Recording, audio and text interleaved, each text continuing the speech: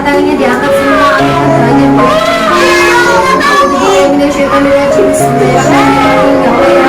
Alhamdulillah dosa orang tua kami.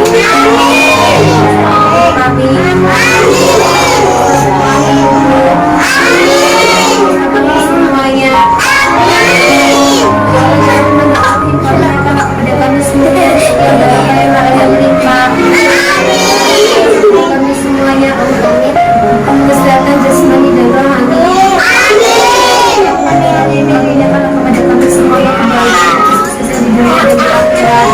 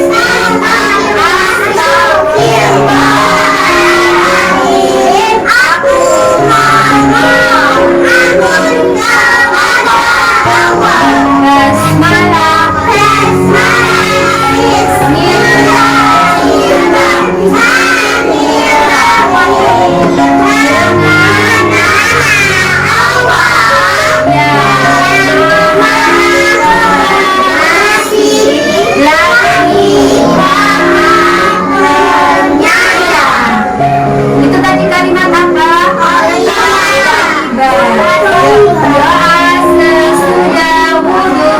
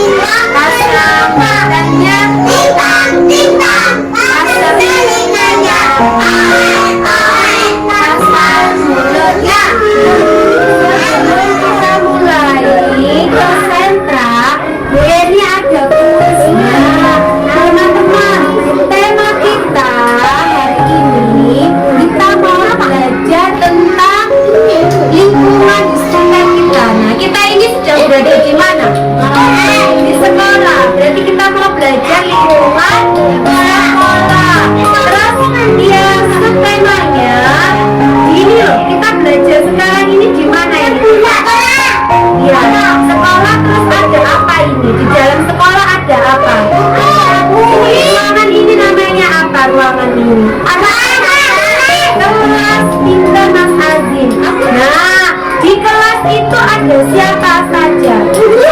Ada guru, ada murid, ya, terus kalau di sekolah, ada siapa saja?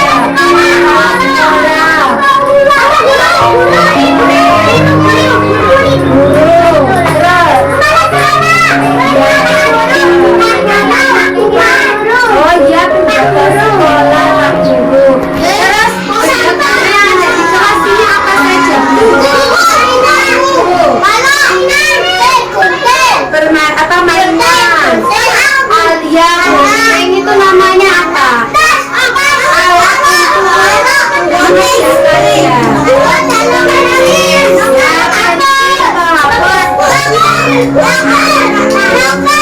Oke, sekarang Bu Eni mau bernyanyi ya.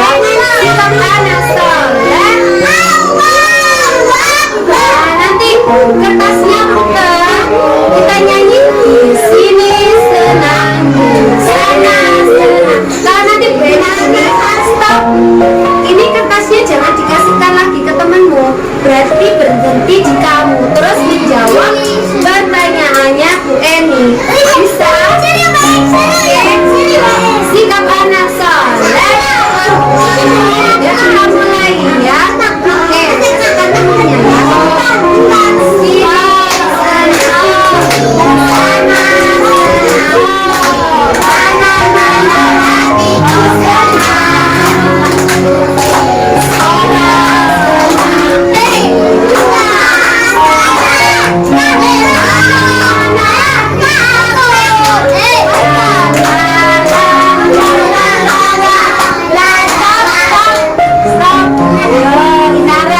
Inara jawab pertanyaannya Bu Eni.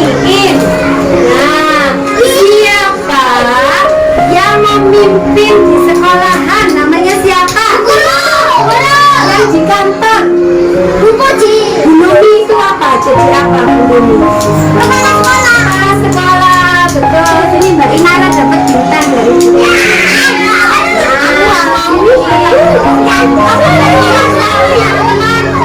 Kita sudah main kuis tentang apa? Tentang sekolah, tentang kelas. Ya, ini membawa apa ini?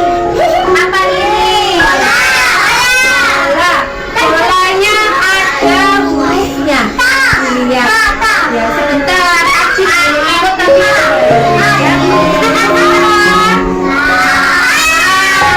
Ada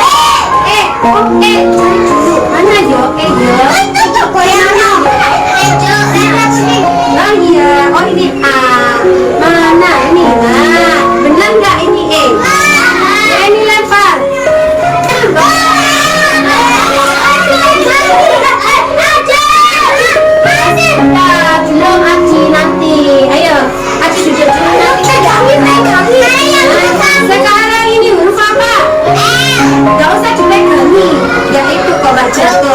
Ayo kembali ke lingkaran. Nah, ini apa? Lempar.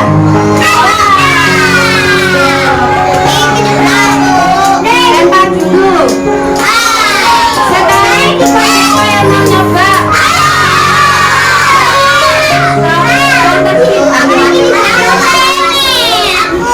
Ya, dulu. Tadi apa? Ayo, aku jalan. Lempar, Aji lempar.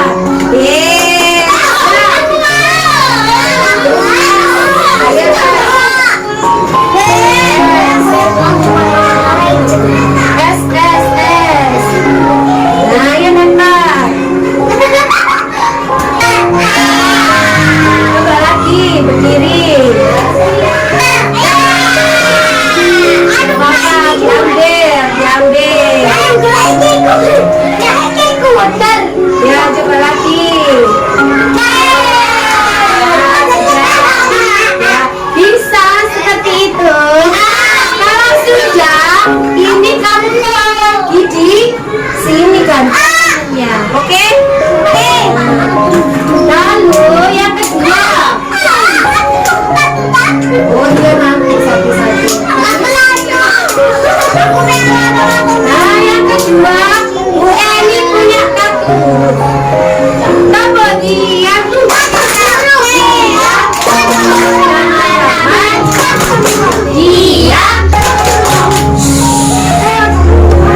sebentar, nanti ya Bu, aku nggak mau lari-lari, aku capek. Aku maunya menyusun huruf aja ya. Sama menyusunnya kata apa aja. Berarti cari huruf apa di sini ya? Terus cari N. Ya itu ambil. Nah, sebentar. Ini pilih yang tertib. Mbak Kesha ambil R. Ya, yang tertib. Ambil saya. Nah, gini. Ya, R, Mbak. Di situ.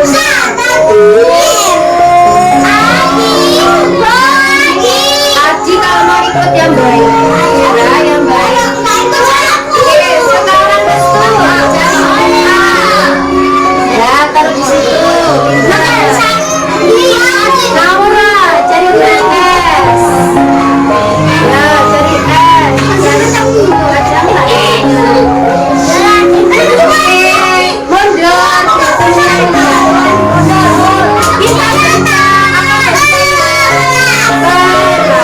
Bisa.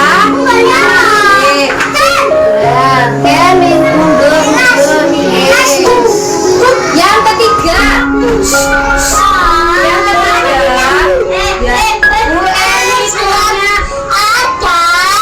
Sikap anak soleh. Nah, yang ketiga nanti kita pakai yang menulis ya. Nah, di sini nanti teman-teman buka halaman 7. Halaman berapa? Kita hitung. Angkanya ada berapa? 5.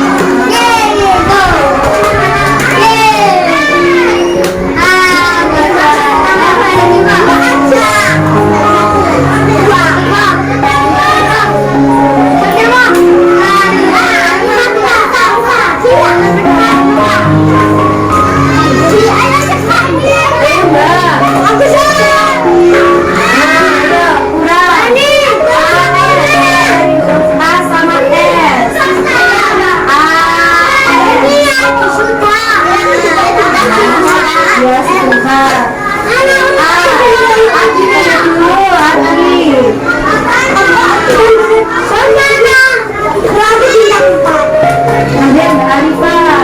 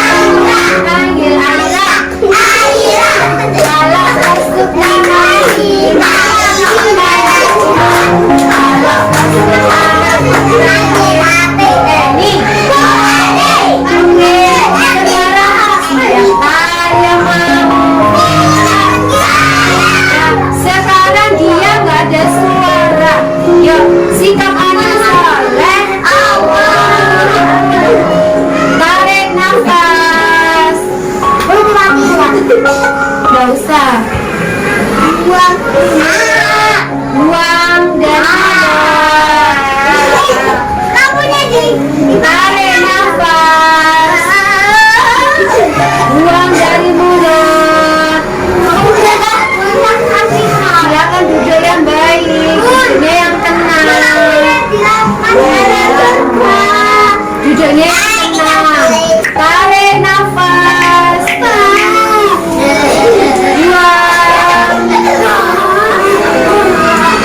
tangan diangkat. Kita berdoanya sambil menutup mata ya. Oke.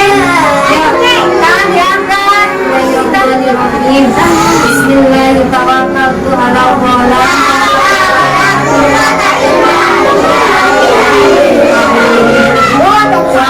Selamat dunia akhirat.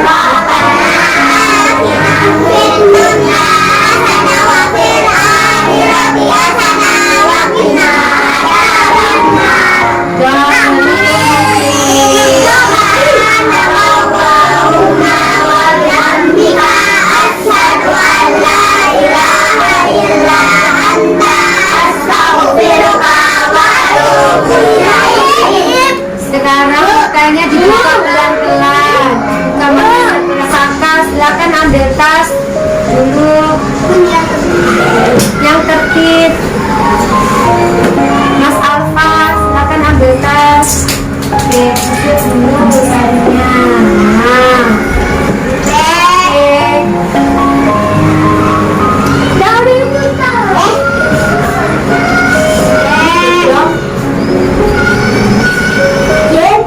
Mbak Aira, Mbak Tasya,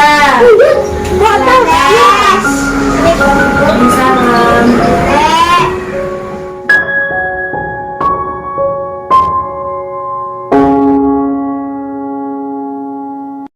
Menurut saya dalam pembelajaran di kelas Bu Eni mengajarkan metode diferensiasi itu sudah sangat bagus. Diferensiasi yang Bu Eni ajarkan itu sudah sesuai dengan minat anak, bakatnya anak-anak, dan juga karakternya anak-anak. Jangan di dalam kelas pun sangat-sangat menyenangkan untuk anak-anak.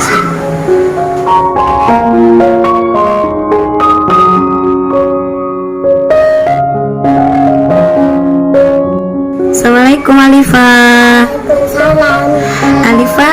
Alifah kalau bermain di sentra senang tidak? Senang ya. Di sentra Alifah tadi bermain apa saja? Iya. Bolanya diapakan tadi? Oh, dimasukkan ke keranjang. Terus Alifah bermain apa lagi tadi di sentra? Kartunya disusun menjadi apa tadi? Kata apa?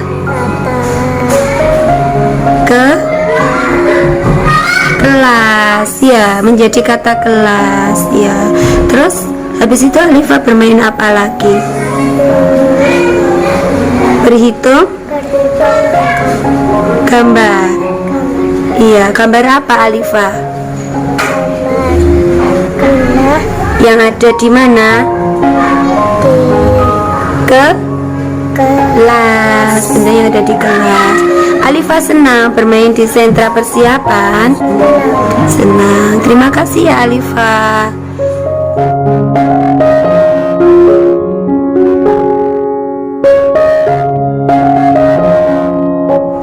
Assalamualaikum warahmatullahi wabarakatuh. Terima kasih ya Bu Guru atas waktunya. Mohon maaf kalau minta waktu sebentar. Ini Bu, saya di sini mau sharing, mau berbagi tentang pembelajaran berdiferensiasi. Kalau kemarin kita kan sudah ikut latihan ya Bu ya, di PKK itu kan sekilas memang kita dijelaskan tentang pembelajaran berdiferensiasi. Mungkin ada yang masih ingat pembelajaran berdiferensiasi itu apa Bu?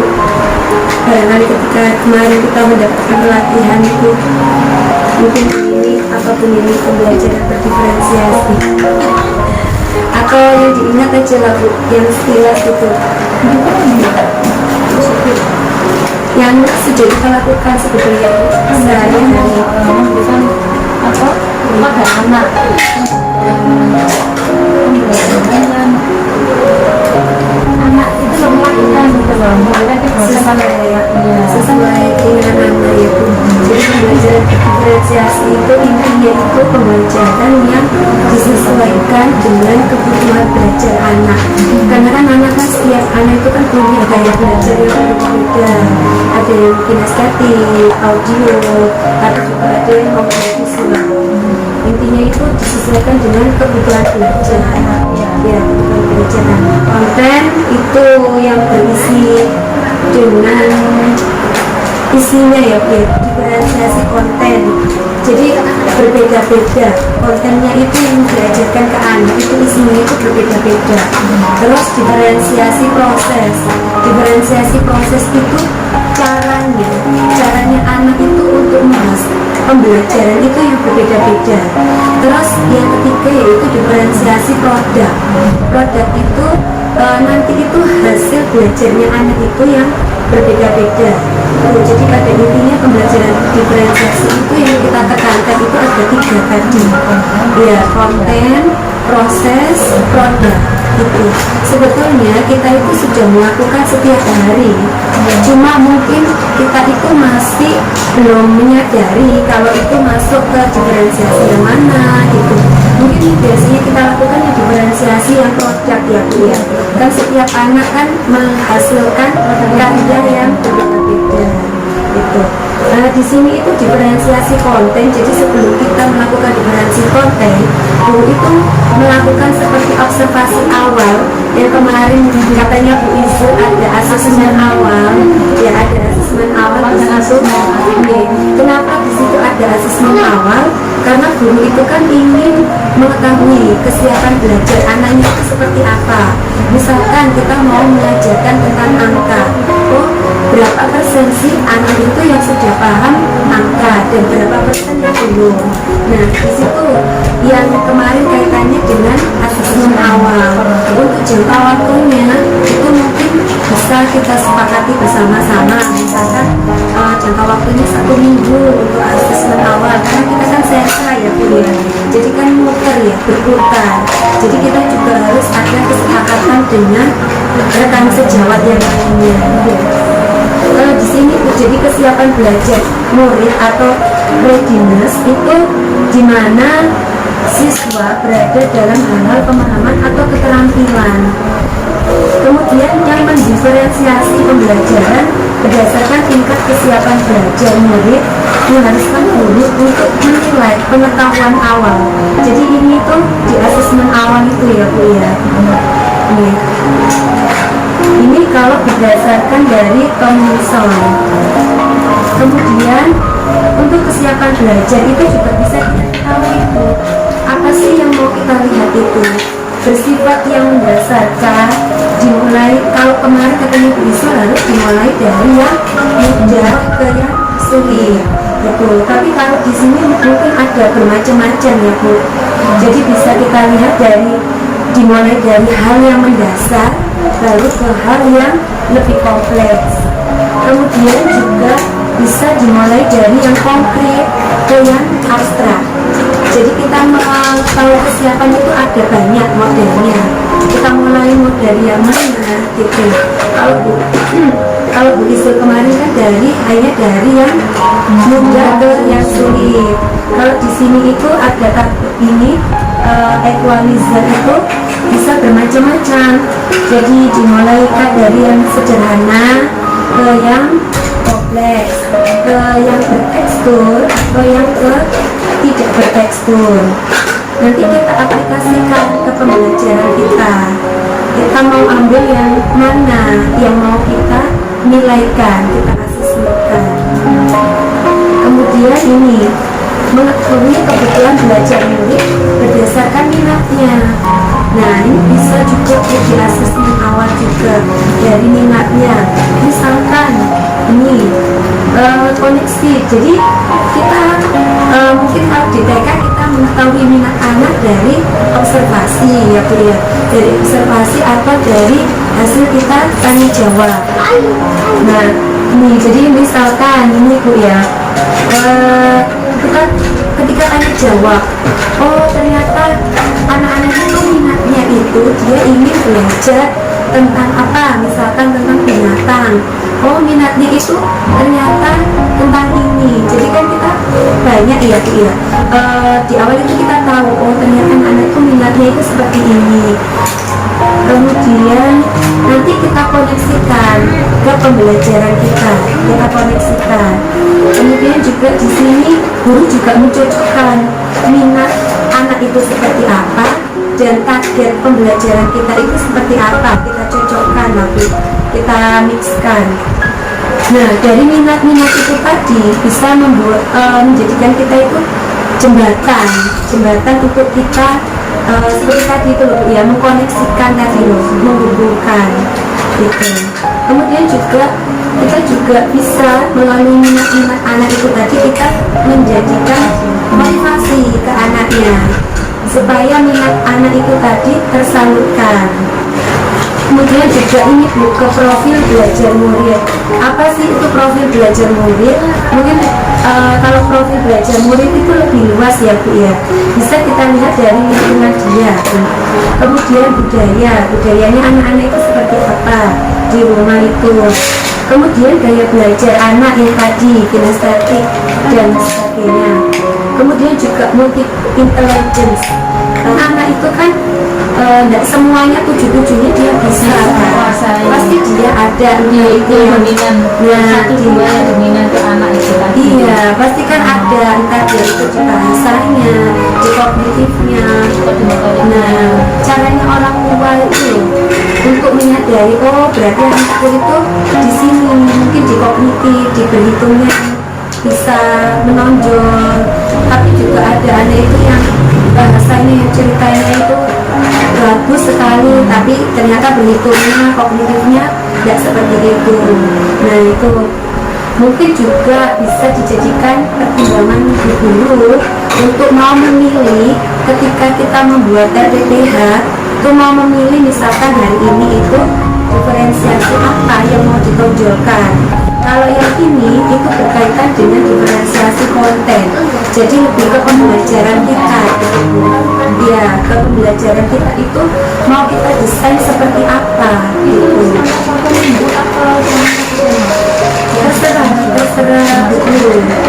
terserah bu guru mau diterapkan satu minggu atau mau diterapkan satu tema, itu terserah bu, gitu. Fleksibel ya, fleksibel yang penting dimunculkan di yang penting dimunculkan. Tapi kalau satunya iya misalkan hari ini ya, misalkan hari ini bu ini mau ambil apa, misalkan kalau yang kayak belajar di kelas 1 ini kan banyak yang kinestetik toh, misalkan sentra bahan alamnya mewarnai ya, biasanya kan melukis gitu ya kan, nggak benar mewarnai apa bu, melempar dan menangkap biji-bijian. nah itu kan sudah, sebenarnya kalau melempar dan menangkap biji-biji itu kan sudah memfasilitasi anak-anak yang kinestetik toh.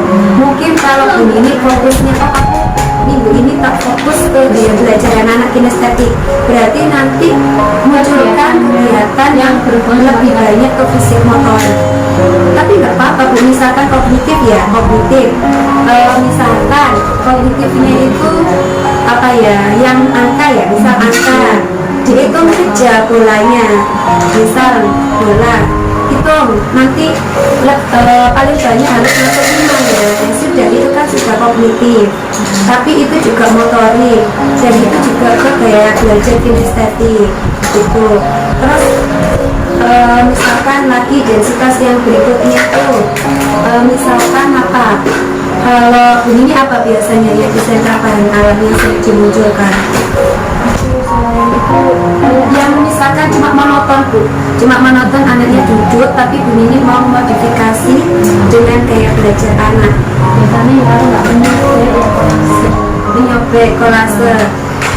Mungkin itu bu, misalkan kolasenya dia kan daripada dia lari-lari sudah nggak apa-apa dia kolasenya sambil berdiri aja gitu, sambil berdiri, atau kalau nggak apa-apa misalkan kayak gini Bu, dia bolak-balik biar lari-lari gitu loh, ngambilin bahannya di kolase.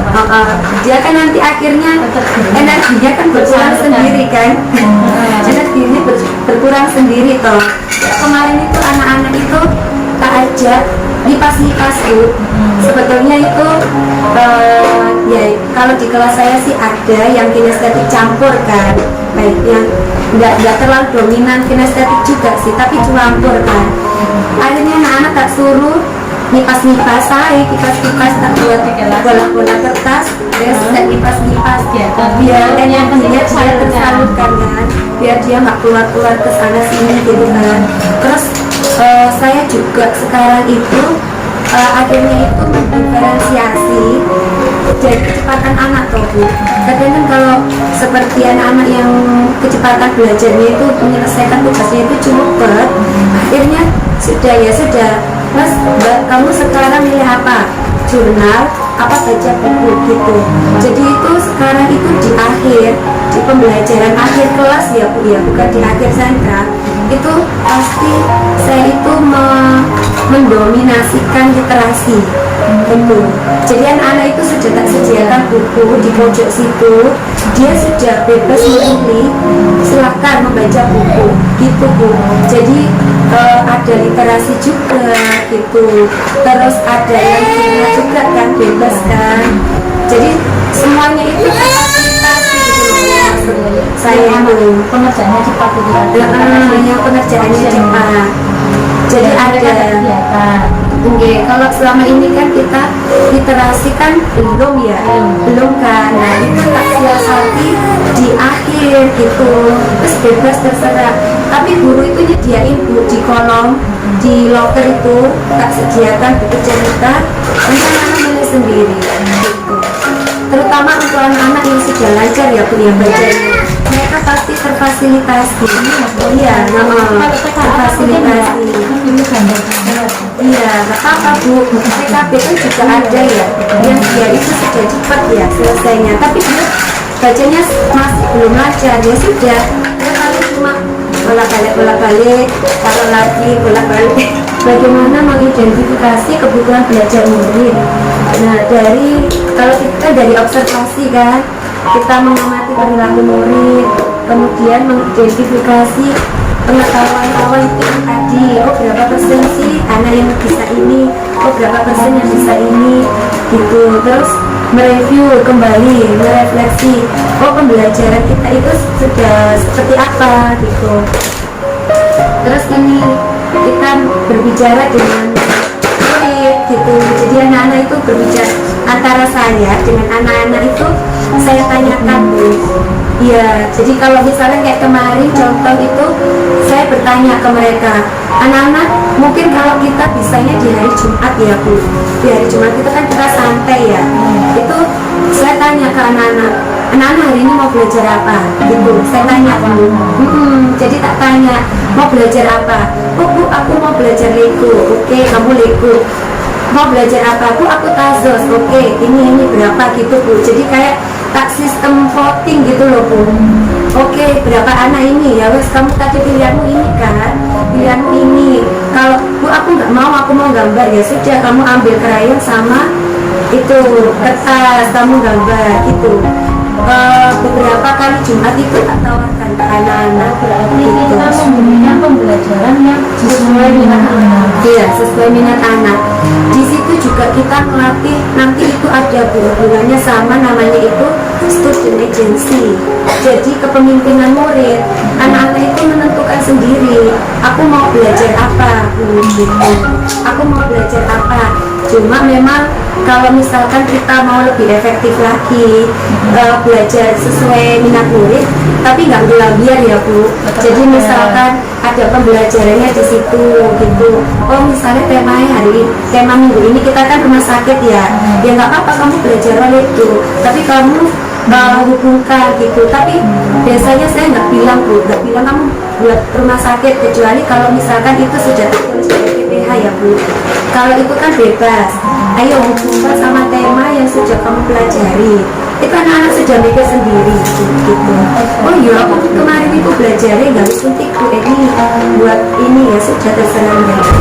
Tapi biasanya tak terapin ke hari Jumat, karena kan hari Jumat yang kita santai kan, nggak terlalu Sebenarnya ketika sentra juga kita sudah bebas. Cuma aku kan di sentra itu biasanya aku setelah setting kelas itu kan kalau beres silakan cari lagi yang kosong, dan kalau misalnya sudah ada yang mengganti silakan cari yang lain. Kita sudah memfasilitasi itu. Oh iya, iya sih Bu. Kalau ini si sentra sebetulnya sudah memfasilitasi. Cuma misalkan kalau kita mau menumbuhkan yang namanya student agency Bu. Jadi kalau kita pakai kurikulum merdeka, nanti di B5 di project itu kita harus memunculkan student agency tadi. Itu kepemilikan murid. Jadi murid itu ini dibebaskan untuk kamu mau belajar apa, mau pakai bahan apa, terus kamu mau buat apa, itu nanti Bu, biasanya muncul nanti di B5 di project gitu. Dan kita hubungkan lagi ke profil Pancasila yang mandiri, kreatif, gotong royong itu loh Bu. Dan kegiatan itu kan misalnya kayak seperti itu kan sudah sebenarnya kan sudah kita lakukan di sentra. iya. Nah kalau dikaitkan sama apa kurikulum merdeka itu tadi harus lebih dimunculkan hal yang berkaitan sama gotong royong, kepemimpinan. Nah untuk bisa memunculkan itu kan biasanya kita juga harus itu tadi Nggak juga sih Bu, kan kalau sekarang kan kita masih pakai kurikulum K13 ya. Kalau nanti kita pakai kurikulum yang merdeka, berarti ya tidak dimunculkan di modul ajar, di modul ajar, di ini di intrakurikuler. Di intrakurikuler kan kalau yang pembelajaran intrakurikuler kurikuler. Oh, sekalian tak jelasin ya. Jadi kalau di kurikulum merdeka itu pembelajarannya itu ada 3. Jadi itu intrakurikuler, itu pembelajaran harian yang kita kerjakan setiap hari di sentra kalau kita. Terus kalau kokurikuler itu pembelajaran yang penguatan, isinya itu penguatan. Nah itu kokurikuler itu bisa kalau penerapan sekarang ya itu puncak tema Bu, kita itu kokurikuler itu ya. Kalau kita ya itu ya puncak tema itu loh, kokurikuler penguatan kan. Kalau kita kan biasanya puncak tema itu kan penguatan kan. Nah itu, tapi nanti kalau ini kita itu sudah, kalau biasanya kan puncak tema itu kan kita review ya. Kalau di ini tuh project loh, yang dalam 1 tahun maksimal 2 iya boleh sih maksimal 2 atau 1 boleh gitu. Mungkin nanti lebih istilahnya kalau kita ya Bu, sekarang kan yang minggu keempat kan biasanya kita kan pakainya review dari puncak tema kan. Itu kayaknya istilah puncak tema itu harus dihilangkan tuh kayaknya. Kalau saya melihat itu lebih ke review sih, lebih ke review. Soalnya kalau puncak tema itu kan misalkan apa ya, kegiatan yang benar-benar menguatkan kan, menguatkan tema kita apa. Misalkan kita belajar temanya rumah sakit kan sekarang. Nah puncak temanya nanti kita itu misalkan membuat miniatur rumah sakit atau kita berkunjung ke rumah sakit kayak gitu kan. misalnya project itu kan membangunnya rumah sakit habis itu dipamerkan terus masuk ke project itu membuatnya Iya, terus satu lagi itu ekstrakurikuler. Cuma kalau ekstrakurikuler kan ada, kalau kita kan kampus itu kan satu bukan kampus. Nah itu nanti kemungkinan besar ya kalau misalkan itu nanti ustazahnya yang membuat itu. Soalnya kan kalau di kurikulum merdeka kan ekstrakurikuler kan dipakai kayak modul gitu kan, ada modul dibuatkan modul jadi berarti kayak sejenis itu nih targetnya kan misalnya ayo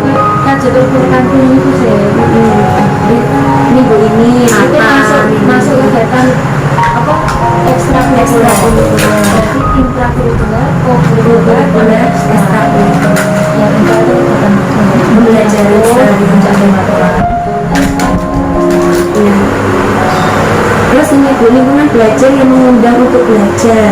Nah, di sini mungkin yang menarik aja ya, yang menarik, permainan yang menarik. Saya sih hari ini ya punya, hari ini aja. Hari ini tuh saya sempat kaget juga. Ada beberapa anak itu yang langsung ngomong ke saya, Bu Eni, aku senang hari ini loh. Kenapa? Wah, seru permainannya. Dan anak itu senang dengan permainannya. Iya, berarti kan semakin mereka tertarik sama permainannya, mereka itu belajarnya nggak terpaksa gitu loh Bu, nggak terpaksa gitu. Terus ini untuk strateginya, strategi mendiferensiasi pembelajaran yang tadi itu ya Bu ya. Jadi itu yang konten, proses, produk itu termasuk strategi namanya itu, strategi diferensiasi. Ini diferensiasi konten. Konten itu menyiapkan materinya yang kemarin loh Bu. Ini gimana kalau misalkan sampai pakai video ya loh Bu, ditambahi video, ditambahi foto, gambar. Nah itu sebetulnya saya itu mengarahkan Bu Nini untuk ke diferensiasi konten gitu sebetulnya. Terus akhirnya Bu Nini kan buka YouTube tuh kemarin itu. Terus ini ya diferensiasi proses.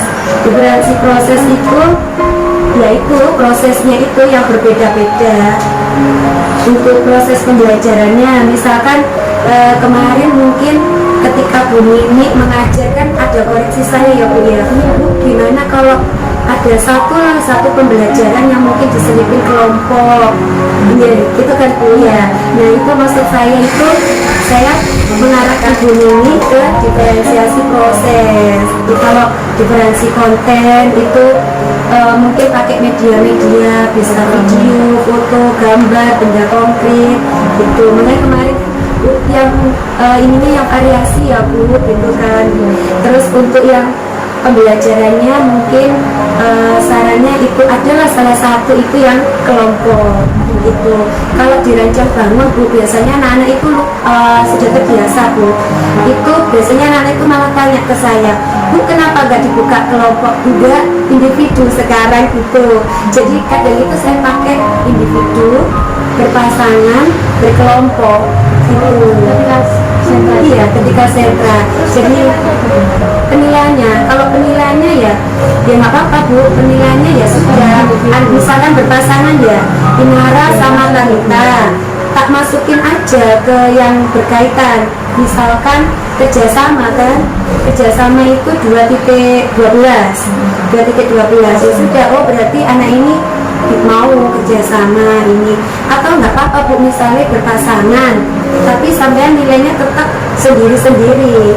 Yang penting kan pembelajarannya itu prosesnya itu bervariasi prosesnya. Kemarin itu kan